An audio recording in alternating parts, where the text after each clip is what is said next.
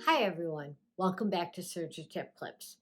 Today I have a brand new presser foot to show you. This has been under development with the Swiss engineers at Bernina for quite a while, and now it's available to you. It's their extra large piping foot. And believe it or not, you'll be able to serge using 6, 8, or 10 millimeter filler cord with this with no problem whatsoever. This little piece on the side that's angled up is the adjustment lever for the different widths of the filler cord, and it's slanted up to give you clearance that you'll need. A filler cord that's that thick would not allow the presser foot to go down correctly and make it able to stitch. So it's kind of a cool design, but I just want to show you, I ran off a couple of samples. This is the 10 millimeter, which is really bold and thick and nice. Here is the 8 millimeter. These are just a couple of samples that you'll see at the machine for stitching.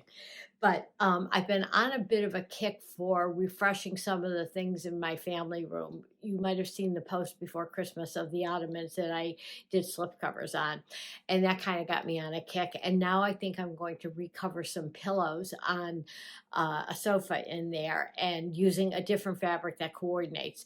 But I haven't decided whether I'm going to use the 8 millimeter or 10 millimeter filler cord. I have both, but I'm kind of leaning toward the 10 millimeter simply because I can. I think it's really cool. So let's go over to the table and the machine, take a close look at what this foot looks like and how it works, and then we'll see it in action on the machine.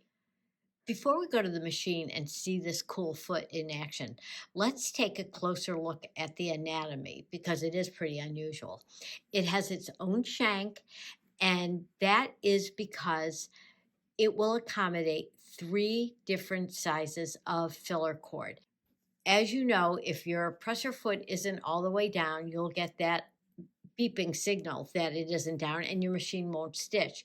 So the folks at Bernina have very cleverly offset where the filler cord is going to go from where our needles will be stitching right here. And by pressing this lever, this has 3 adjustment positions for that. Right now it's on the 10 millimeter, and you can see how wide that channel is off to the side of the foot.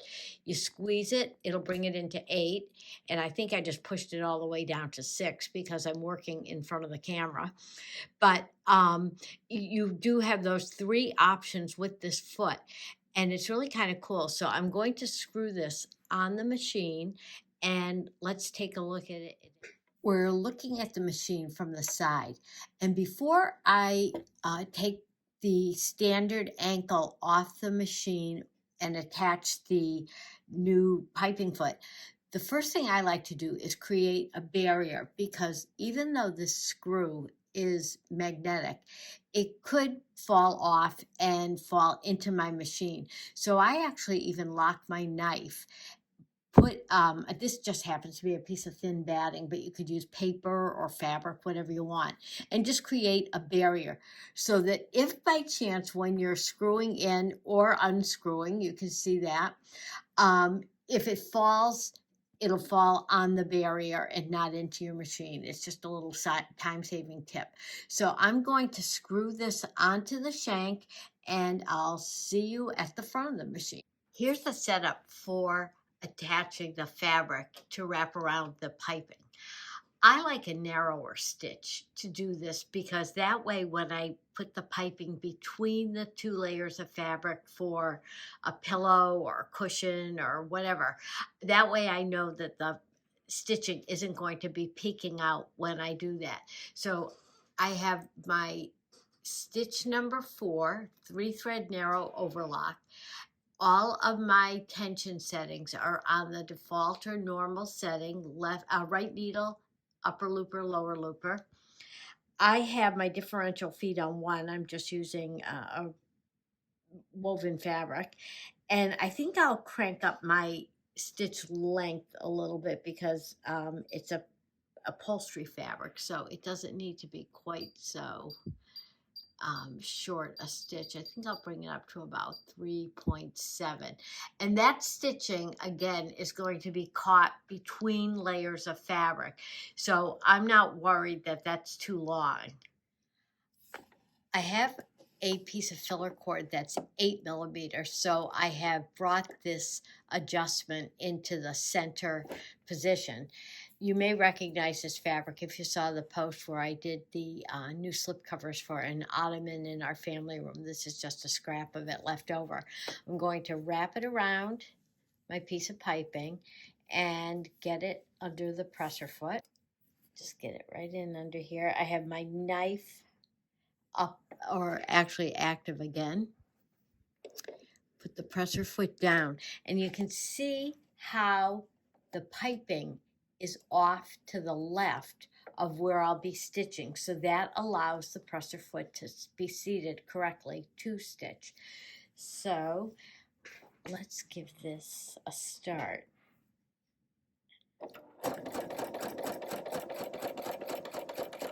And the nice thing with a piping foot, whether you're doing a zipper or actual piping, is that really guides it along. And all I have to do is really hold out to the fabric and keep it wrapped around the piping. But really the foot does all the work. And you'll see how the fabric is still a little bit loose around the filler cord, and that will be snugged up when I do the final stitching between the layers of fabric, that it will pipe. And I'm using blue thread so that it's a good contrast for you, but I wouldn't choose that for my actual finished fabric. But take a look.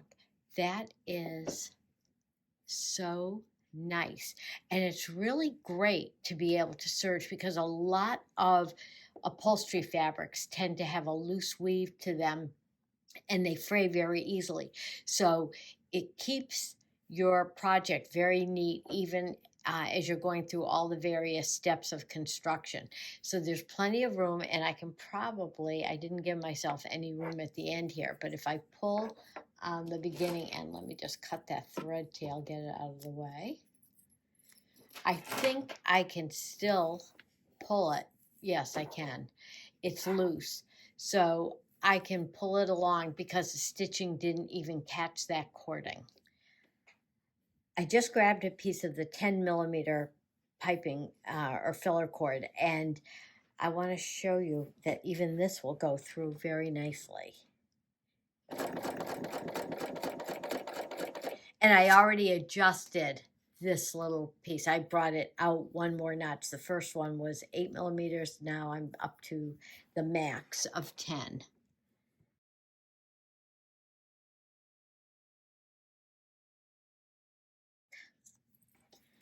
Take this thread off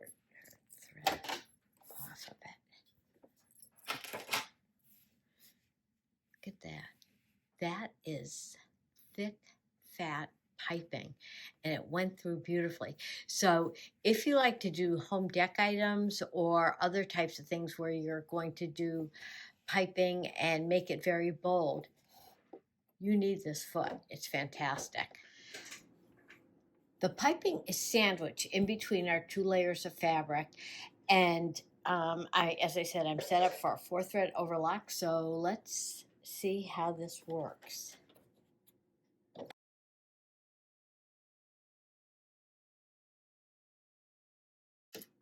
The 4-thread overlock has that extra closeness to the piping that will really encase this nicely.